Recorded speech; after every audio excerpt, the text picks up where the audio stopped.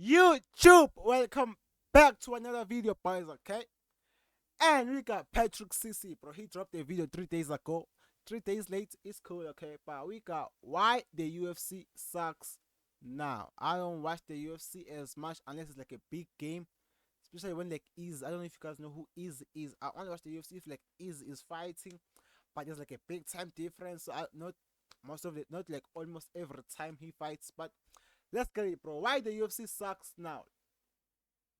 Is in a dark place right now. Technically, the UFC is in a dark place right now. Technically, it is more mainstream and successful than ever, but for longtime fans, something just feels off. Back in the day, fans watched because there was a real story to follow. Rivalries felt per live movie, and fighters were either heroes or villains that we actually cared about. And the man behind creating those epic moments was Dana White. He used to share with the fans the same burning passion.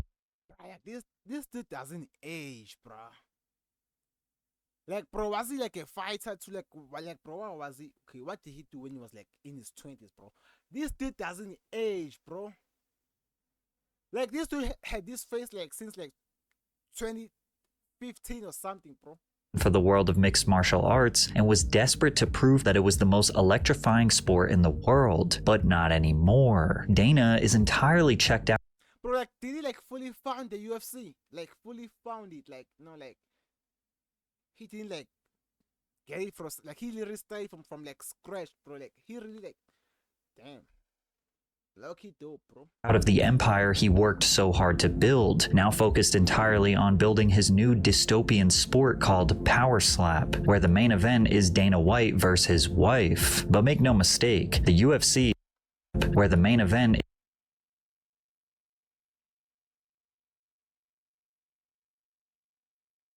is Dana White versus his wife. But make no mistake, the UFC is not dying. With a $1.5 billion ESPN deal, weekly Apex cards, and record revenue, the UFC finally figured ESPN deal, weekly Apex cards, and record revenue.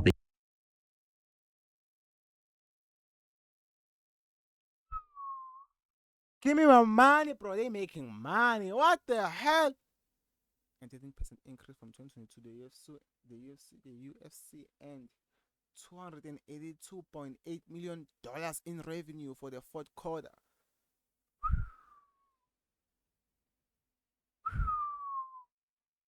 That boy Dana White is rich, bro. No wonder why he ain't aging, bro. He must be buying some like anti-aging pills, 100 million pill, bro. Cause he making money, bro.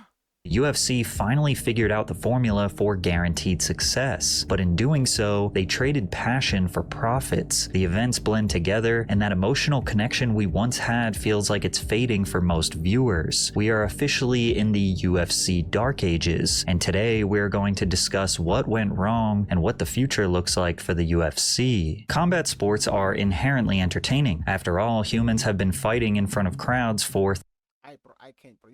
This talking too slow. I'ma fall asleep, bro. Maybe like, you know, like here, bro. thousands of years. It's borderline in our DNA. Okay, wait, maybe that's too fast. Maybe that's too fast. He's gonna put me to sleep, yo. I ain't gonna care. But many fans overlook one major facet that takes these battles to the next level: the story. The story makes you care about the fight. It gets you involved in the fight, and without the story, it can be just random violence. The UFC and Dana White used to understand this perfectly. When George St. Pierre fought Josh Koscheck, it wasn't just about who was more skilled. I don't even know these people, bro. I told you, bro. I don't really watch the UFC, bro. Like, there's like a big time difference in my country, so like by the time they be fighting, bro, it's like 2 in the morning in my country. So like, yeah, bro, I only like watch like really special games, bro. Like, especially the ones that really have hype to it. It was a national hero defending his country's pride against the brash, arrogant loudmouth everyone wanted to see humbled. GSP was respectful, disciplined, and quiet. Koscheck was loud, disrespectful, and unapologetic about it. This fight is about Josh Koscheck knocking out George St. Pierre and off 23,000 French Canadian. When Anderson Silva fought Chael Sonnen, it felt like a comic book clash between greatness and delusion. Silva was the soft-spoken champion with an aura of mystery and near invincibility. Sonnen was the trash-talking underdog who ran his mouth so long and so loud. Bro, okay, I got a question right. Who's like better at like trash talking, bro? Like which sport is better, like the UFC or boxing, bro? Cause like I seen like a few videos of people like smack talking each other, bro. But who's like which sport does it better, bro? Boxing. But cause I feel like there's like this one dude called Conor McGregor, bro. Yes, I watch his games. I watch that too, bro. Conor McGregor is like one of the best trash talkers out there, bro. Probably #1, bro. I don't think there's anybody that can like go against prime Conor McGregor, bro, in trash talking. So, but it's like and Conor McGregor, like who else in the UFC is like good at that? But like if you like take out Conor McGregor, right, would like the UFC win in a competition of smack talking against boxing, bro? That even people who didn't know MMA were tuning in, hoping to see him get knocked out or maybe pull off the impossible. Well, first off, I offer absolutely zero apologies. And secondly, listen, guys, if you're not willing to go too far, you will never go far enough in life. And I don't care. I don't promote fights. I pick fights. I'm like John Jones. I sound like Sean Combs. And I got trombone-sized stones like John Holmes. Okay.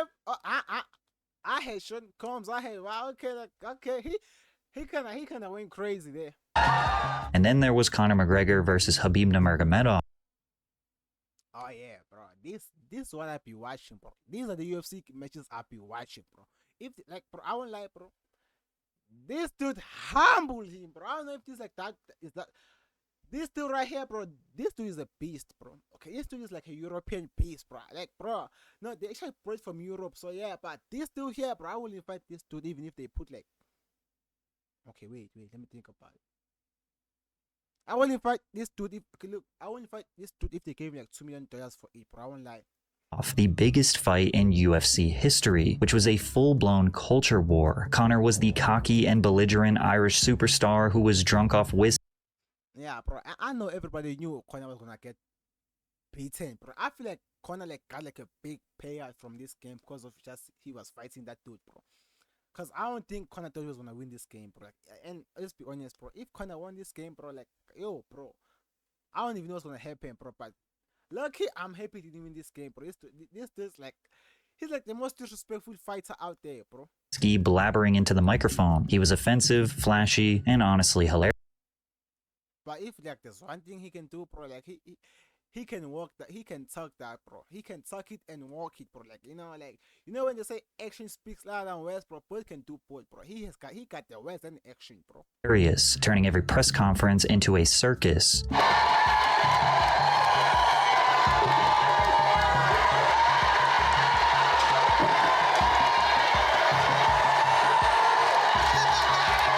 On the other side, Khabib. That dude is like bro. Conor is like the Michael Jackson of UFC, bro. He was calm, stoic, devoutly religious, and most importantly, undefeated. Okay, bro. I know it does not his head. So is that a head or a wig, bro?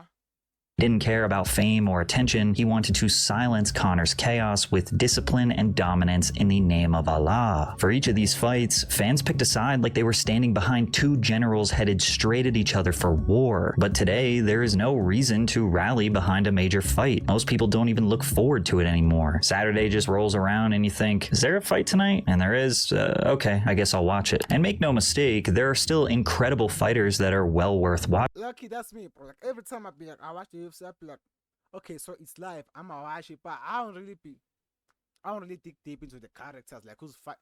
I should say characters, like bro. I play too much. I play too many video games, bro. I'm sorry to the UFC fans. I'm talking about. I meant fights, not characters. But skill alone will not carry this sport long term. Fans want heroes to cheer for and villains to root against. Their meaning. But these stories don't just magically appear. They are carefully crafted for years, and the man responsible for developing most of these iconic narratives is Dana White. For 25 years, Dana was the face of the UFC after he became the president of the company in 2001. Along with countless other behind-the-scenes tasks, Dana took on the crucial role of the promoter. But he wasn't only trying to sell fights for profits, he wanted... I have never seen Dana White like this, bro. This is a rare moment for me, bro. This is the first time seeing this dude young. He don't even look young. Like, bro, how old? Like, bro, I'm sure he was like at least 30-something here. So how old is he now, bro? Like, bro, is this dude like pushing 60 or something? President of the company in 2001, along with countless other behind-the-scenes tasks. He looks like Karim Benzema's uncle or something. Dana took on the crucial role of the promoter, but he wasn't only trying to sell Like, this is how I know Dana, bro. Like, so how old is he now, bro? Like, bro, you tell me in the comments, bro. Like this dude gotta be pushing 60, bro. You cannot tell me this dude is like 40, bro, or 52, 56. fights for profits. He wanted the people to care the same way he cared. He was the guy in front of every camera, at every weigh-in, at every press conference, telling you why this fight mattered. This level of passion and presence built the UFC into what it is today. You want to hear how pathetic this is? I have no hobbies or interests outside of the UFC. This is all I do is work. It's so sick and so twisted. You know, Lorenzo and I live next to each other right now. So all we do is, you know, if we're not at work, we're talking about work on the phone, or we're at each other's house working, and now he's moving. And we're talking about me moving because he's moving so that we still live. That's how sick this is. A massive company needs a central figure who is deeply passionate about their product. If you need a more obvious example of why the promoter matters, look at Vince McMahon's role for the WWE. This man got, okay, he also got like a controversial story about him that's been popping out like in the recent weeks or months, bro. I don't know what's going on, bro. I thought this man was a legend, but no, there's been like some people saying a few bad things about him, bro. I don't know if that's true, because look, man, this man raised me, bro. Okay, like Sundays raised all of us, bro. Okay, more, okay, maybe like 60% of like people born from like 2000, bro. Like, we were raised by this man, bro. Okay, every Sunday, bro. I don't know, like, cause like in my country, like there used to be like a WWE like event like every Sunday. So you watch Sunday. Okay, there was not like watching it on a Monday, or like, for me it was Sunday. But so yeah, man, every Sunday, bro. Like, I only look forward to like Randy Orton, Triple H, bro. You know, like, so this man, look, he raised me. So like this like controversial story about him, I pray it's not true, bro. I don't want to look like, I don't want to lose a hero on God, bro. Like, he's not like my hero, but you know, bro, he is a hero, bro. The rivalries and betrayals build tension long before the bell rings. The promos are arguably more entertaining than the matches. You are not just watching two stuntmen fly around a ring, you are watching a story unfold. And all of the best storylines in WWE history had Vince involved, whether he was controlling the narrative behind the scenes or he was literally playing heel to Stone Cold Steve Austin. And just like the WWE, the UFC does have to manufacture superstardom to some degree. Now, Dana White is not necessarily a part of the fighter storyline, but he is a huge decision maker when it comes to who gets promoted. These fighters get pushed heavily on the UFC's very popular social media accounts. They get highlight reels at major events and get the chance to fight top tier opponents. And for a very long time, they were excellent at this. The list of icons is long. Chuck Liddell, one of the first mainstream poster boys of the sport. Dana White was able to use his connections to get Chuck on Jimmy Kimmel, Conan, ESPN interviews, and Good Morning America. These appearances helped push UFC fighters beyond fight fans and into the general public's living rooms. Anderson Silva, Dana often referred to as the greatest fighter ever. Forrest Griffin was the winner of the Ultimate Fighter 1 and was on the cover of the UFC 2009 Undisputed video game. These opportunities don't just happen, Dana personally has to make it happen, and when he hyped up the fighters, it made fans more excited. GSP is going to defend his title against Nick Diaz. Anderson Silva will defend his title this summer. And before the end of this year, we will still see a super fight with either GSP and Anderson Silva or Anderson Silva and John Jones. And even though Dana has an undeniable knack for recognizing and building superstars, some saw his power as a bad thing, because favoritism can bring someone to the top that may not deserve it. You see, the biggest difference between the WWE and the UFC is that the WWE can also control the outcome of the fight. The UFC can't. Dana could spend months, years building up a fighter. I don't lie, bro. When they told me like the WWE was fake, bro. Actually, not when they told me, bro. Like, when I realized WWE was fake, bro, I low-key understood everything I went through, bro. Because like there were times where like I would be rooting for like John Cena to win a title, and then like, bro, he's gonna get like, you know, a low punch, and boom, he looked like, bro. I was always mad, bro, until I found out that it was all fake, and I was like, okay, that makes sense. Because let's be honest, bro. Like, there were some fights where, like, you know, you wanted to my bad, you know. God, oh my God, my heart, bro, my chest.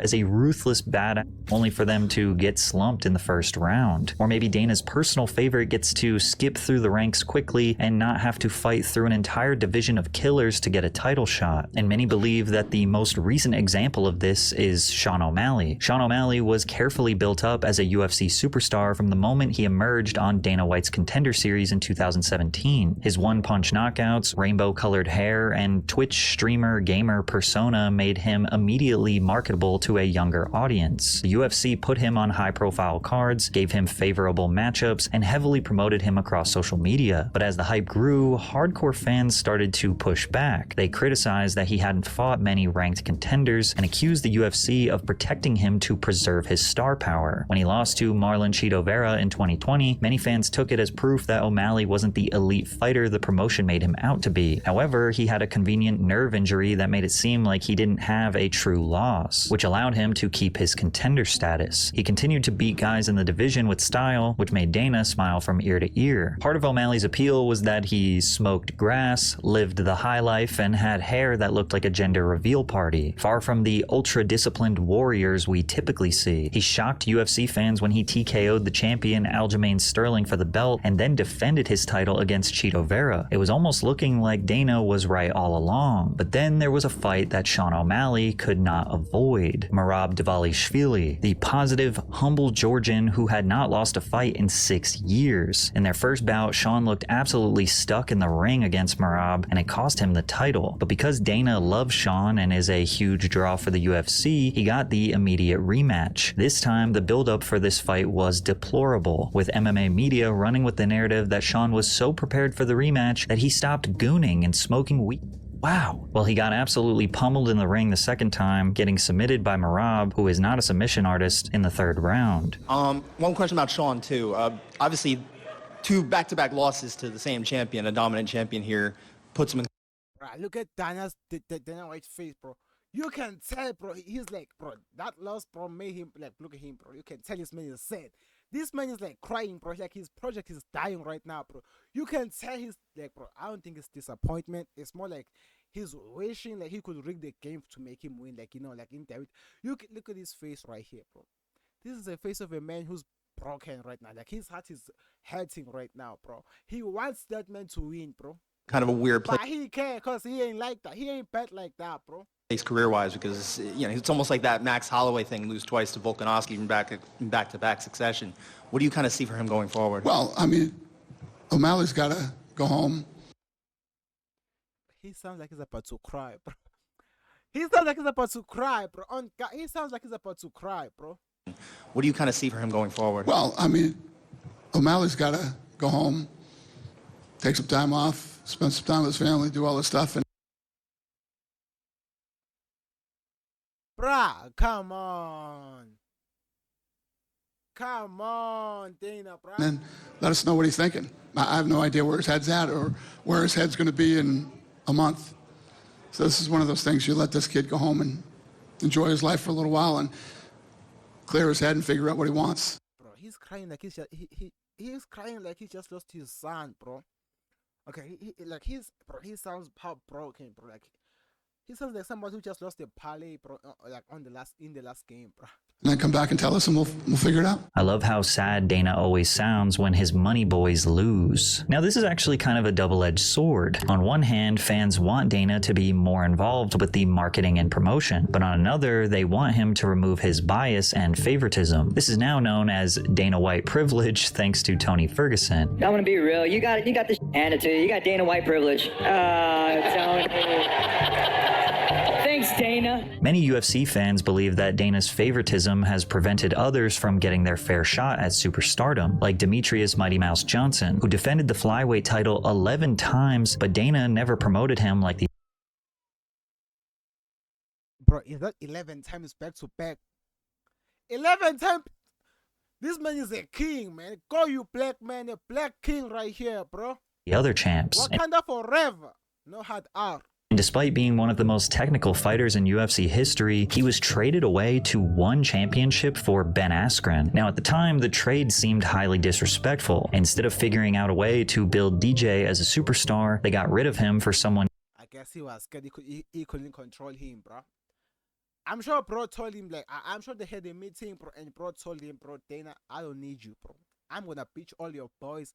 And then I was like, okay, I'm gonna get you out of my division, bro. Easier to market. Ben Askren was an undefeated, trash-talking Olympian who had dominated outside the UFC and insisted that he was better than everyone on the roster. His cockiness made him a polarizing figure, which made fans want to either see him prove his greatness or get humbled. And they got what they wanted when he was on the losing end of the fastest knockout in UFC history. And while trading DJ seemed disrespectful, objectively it seemed to create the most entertaining outcome in the end. In my personal opinion, I think it's a net positive the more Dana White tries to push anyone as a superstar, even if we feel like they don't deserve it, because at the very least it gives us a villain to root against. So now you're starting to see this ever-present, complicated stacking nuance here. I've seen MMA fans say a fighter's job is to fight and the promoter's job is to promote. Like, in theory, it shouldn't matter if a fighter is quiet, awkward, or unwilling to trash talk. If they win fights, if you can back it, if you can beat somebody's ass, bro, it shouldn't matter if they don't like doing interviews. It shouldn't matter if they ain't got like a lovable personality, or they're gonna like trend, or they're gonna like feel swell with the new generation, bro. Bro, if people want to see winners, bro, and we want to see people who can whoop ass, bro. That's what we want to see. Not somebody gonna talk too much then get beaten. Dana, bro, you're the reason why the UFC sucks. Now I see, bro. Here's the reason why, bro. Like, it's time for, I don't know if like he started this thing, but it's time for him to give it to somebody else, bro. I feel like maybe I feel like the UFC doesn't need like better fighters. They need like a new president, bro. they should get pushed. But in reality, promotion is built on storylines, personalities, and emotion. And when a fighter shows no charisma, gives bland interviews, and turns down media, it puts all the pressure on the UFC to craft a narrative from nothing. But there used to be ways to build excitement and build storylines even if there wasn't much to work with. Like, take press conferences, for example. It felt like just yesterday, press conferences were a full-blown show themselves. Like, it wasn't just some pre-game boring Q&A, it was psychological warfare in front of a live audience. Fans and media packed Q&A, it was psychological. Oh, he's swinging, bro. He ain't playing around, bro. Warfare in front of a live audience. Fans and media packed into rooms waiting to. Nah, bro. If I took that punch, I would have been knocked out, bro. If I took that punch, bro, before the game, I would have dropped the game, bro. See fighters come face to face, trash talk, and build excitement. This guy TKOs people. When I knock people out, they don't move. They're not. Who the is that guy? Who the is that? I mean, do you understand, Errol? You and everybody else waited in the weather. You came to the press conference. Vandalay, it looks like he found a bathroom as a backdrop in the men's shelter he's living at in Rio and got somebody to point a cell phone at his face. All right, man, I'm done talking to you. You can't be done talking to me. You're right here facing me, dummy. You gotta talk to me. You got no choice. You got nowhere to go. You're playing touch butt with that dork in the park, the ponytail. And I'm the one who ain't got no training partner? I don't think so. You seem to have it all figured out when you're fighting midget. Now, most of the time, you get what looks like a corporate board meeting with two guys having a compliment contest for 10 minutes. The drama and unpredictability of these events are mostly gone. And again, it's back to what we said before. Looking at it from a business perspective, does it make sense for the UFC to spend all this money and pack out a venue for a press conference just for two dudes to love each other on stage? The UFC is now a multi-billion-dollar business, so it's easy to understand why they prioritize finance, because most of the time, what is best for the story.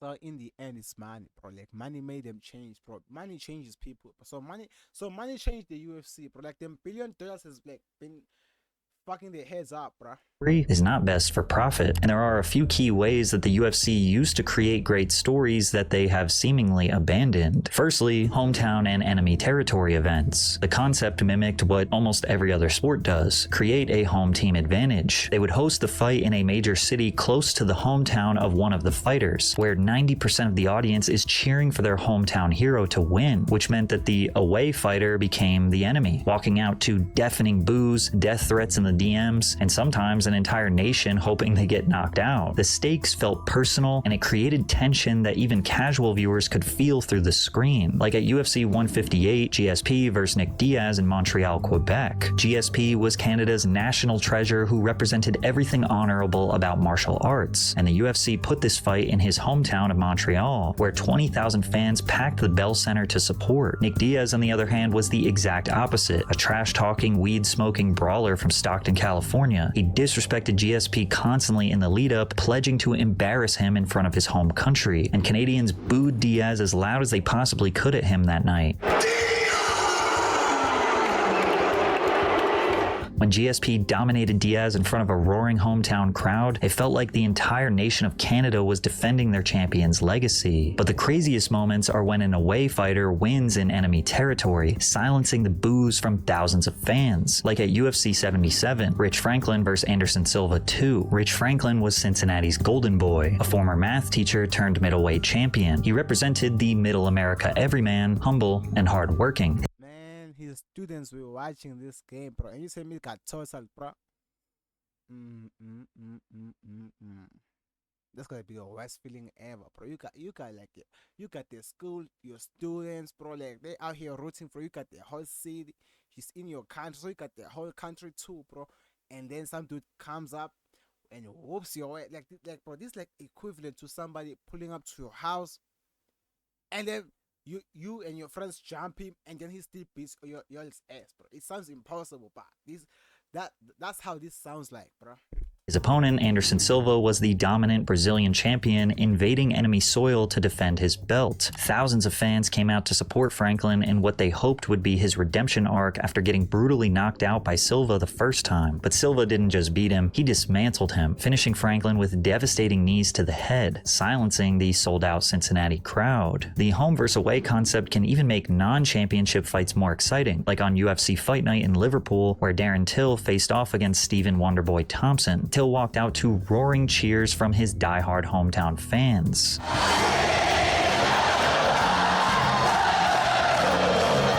Even though there was no belt on the line, the atmosphere made it feel as important as a championship fight. When Till won, the entire city of Liverpool won too. But in recent years, the UFC has mostly abandoned hometown or enemy territory events. Instead, we get neutral site cards in Las Vegas or sterile matchups at the UFC Apex. The Apex was originally introduced during the pandemic. It's a smaller venue that let the UFC hold events safely. It's also much faster and cheaper for them. Sure, it's more efficient for the UFC, but it drains the energy out of almost every fight. The only fight I can think of benefiting from being held in the Apex was Justin Gaethje versus Tony Ferguson, because the sounds of Gaethje beating the hell out of Tony added weight to his eventual downfall. Look at that. Oh my goodness. It doesn't matter how talented the fighters. Nah, it sounds worse when it's quiet, bro, because you feel that punch even extra, bro. Like, I feel like every time they fight, they got the adrenaline, so like, and like, you know, the deafening noise, the fans, but so like, even when they get punched, they barely like can hear what the punch sounds like. But when it's that quiet, bro, you can hear a bone breaking, bro. You can hear your teeth, bro, like, you know, living, bro. Damn. Watching an event in the Apex is like watching hard sparring in a gym. The Apex cards are the pinnacle of minimum effort. No advertising for the event, base contract fighters except the main event and the feature prelim. Not even in-house media during the week of. Literally, the YouTube MMA community does so much more than the UFC to drive attention to these events. Most Saturdays, I just Google if there's an event or not because they're so bad at promotion. Dana has become such a shifty promoter this last decade that we're lucky he isn't involved as heavily in big decisions now. And that lack of effort has even trickled over to main pay-per-view. So if we're being honest, bro, low-key, Dana is the problem, bro. Dana White is the problem. Like, you know, like, grandpa gotta go, bro. Events. The I don't even watch the UFC, but I want to see it die, so grandpa gotta go, bro.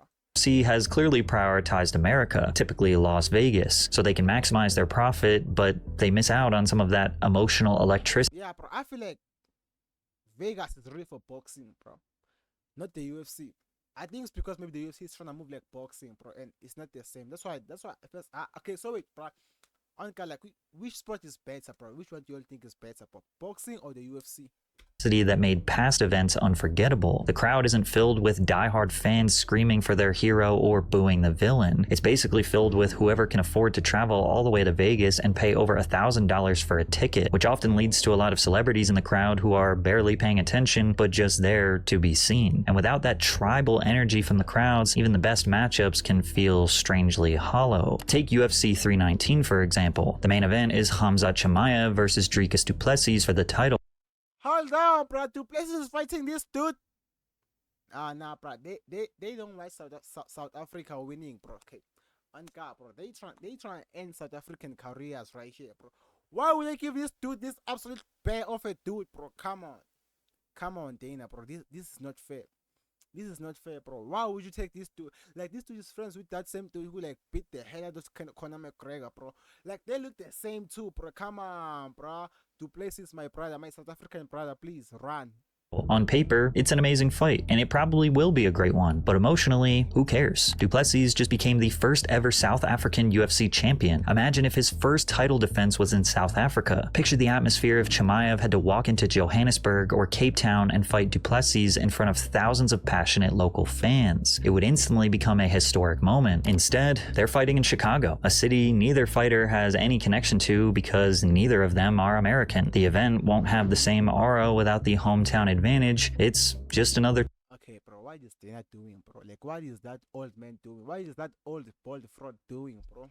Title fight, but it's easy to see why hosting the fight in Chicago is a smarter financial decision. UFC 238 was hosted in Chicago in 2019, and they generated over $2 million from 16,000 fans. UFC 225 at the United Center pulled in $2.5 million from 18,000 fans. Compare that to the largest indoor arena in South Africa, Pretoria's Sunbet Arena, which only holds about 10,000 seats. Even at premium pricing, a packed venue might reach $1 million or less, simply due to size constraints.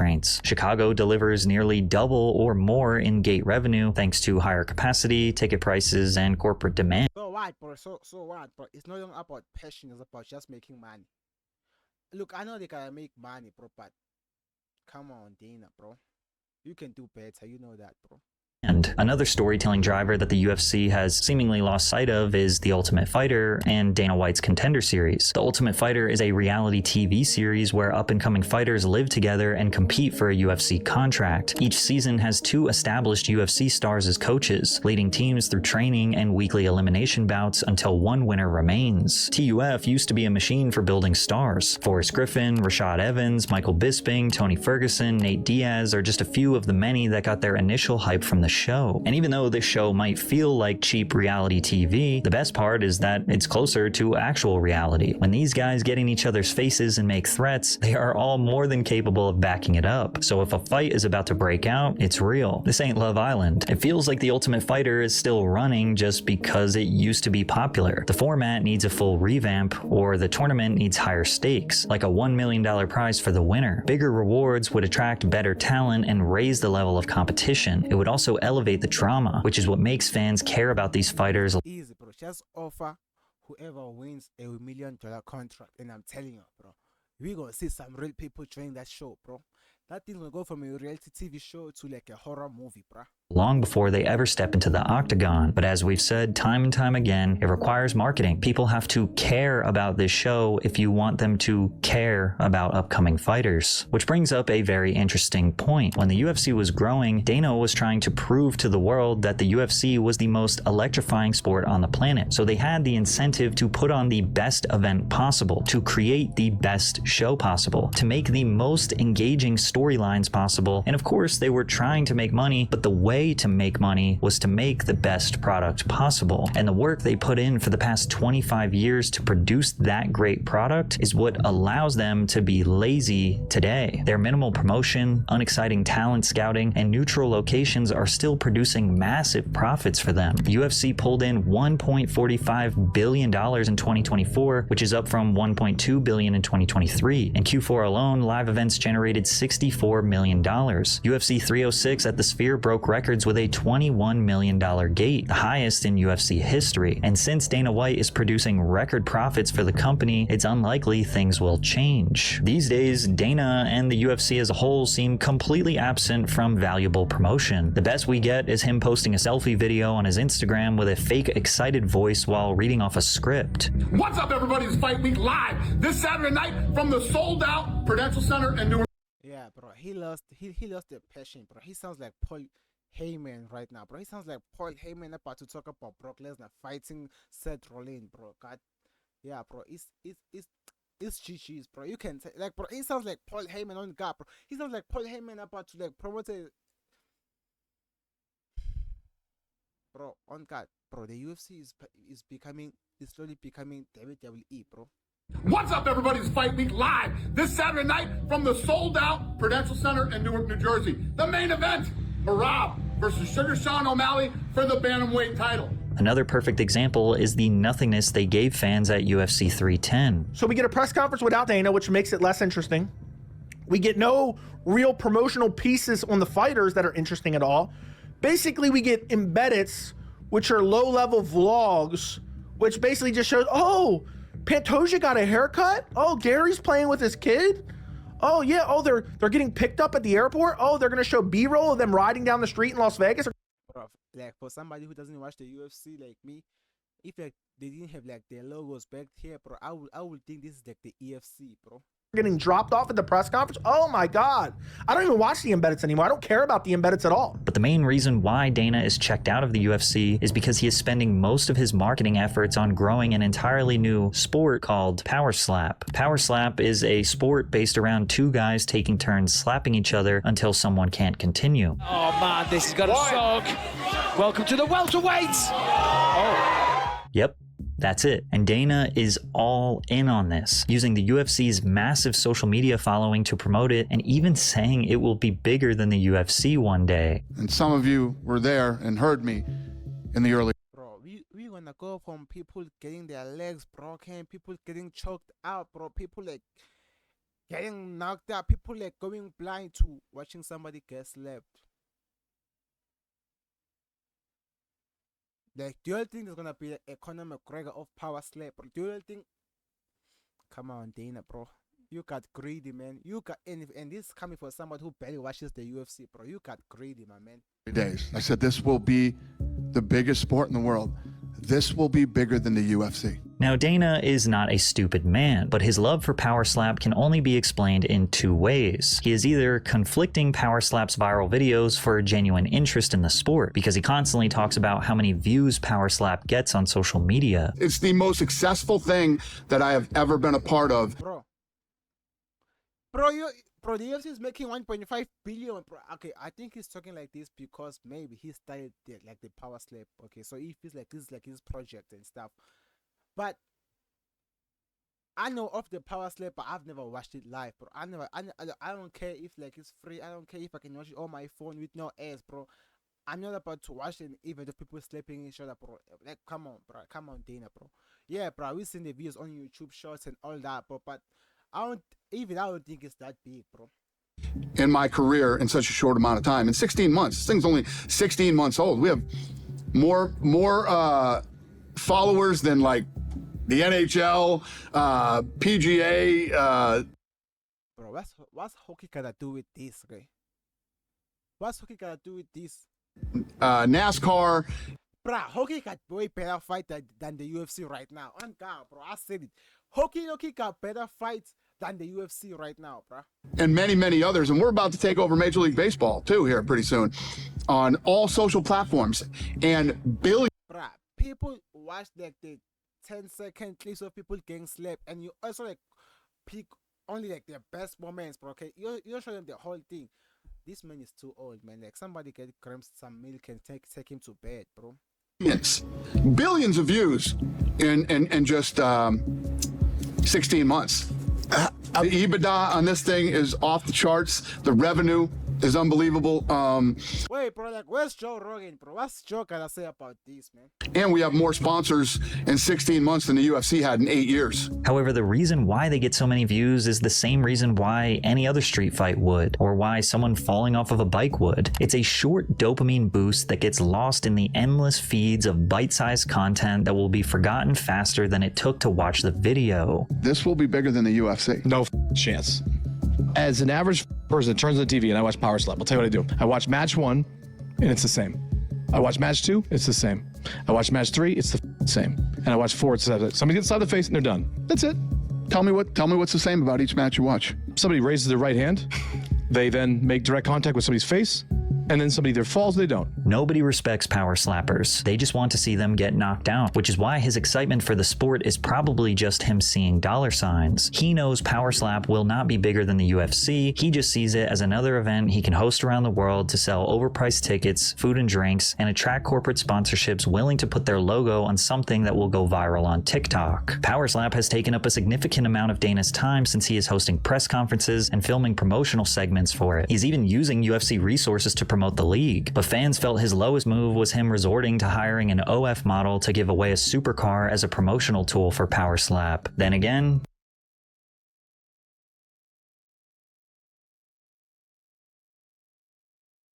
Somebody get angst of TikTok. Somebody get angst of TikTok. from a business standpoint, I can see why Dana White is bullish on this league. To be a power slapper, you don't need to be an elite athlete. You don't need years and years of dedication, discipline, and training. You just got to be strong and confident enough to throw a hard slap and take a hard slap. This opens up the door for an endless amount of tough guys and girls around the world who want to participate and have their moment at what feels like a legitimate sport. The barrier to entry to become a competitor or a fan is extremely low because it takes absolutely zero brain power to understand. In the future, nothing complicated will survive. Yeah, bro. You just need somebody with like a elephant looking hand to just slap somebody and boom, bro. Content, boom. Billions of views on TikTok and boom, Dana is happy and boom, he's gonna kill the UFC, bro. We're moving toward a culture where depth is a liability, and the most successful forms of entertainment will be the ones that demand the least from your brain. No rules to remember, no strategies to analyze, just loud sounds, fast edits, and instant gratification. Power Slap is a perfect symbol of the future, where nuance dies, and whatever can go viral in 10 seconds will always beat out anything that takes time to understand. It's not just a sport, it's a depressing reflection of where human attention is headed, and there's no turning back. Anyway, boys, that's the end of the video. Okay, I appreciate you for watching. Don't forget to like and comment what you think about the UFC and the Power Slap comparison. I'm gonna see you boys next time. Okay, and don't forget to subscribe if you want to. Again, if you subscribe, I appreciate that. Subscribe for more content, and I'm gonna see you boys next time. Stay safe out there.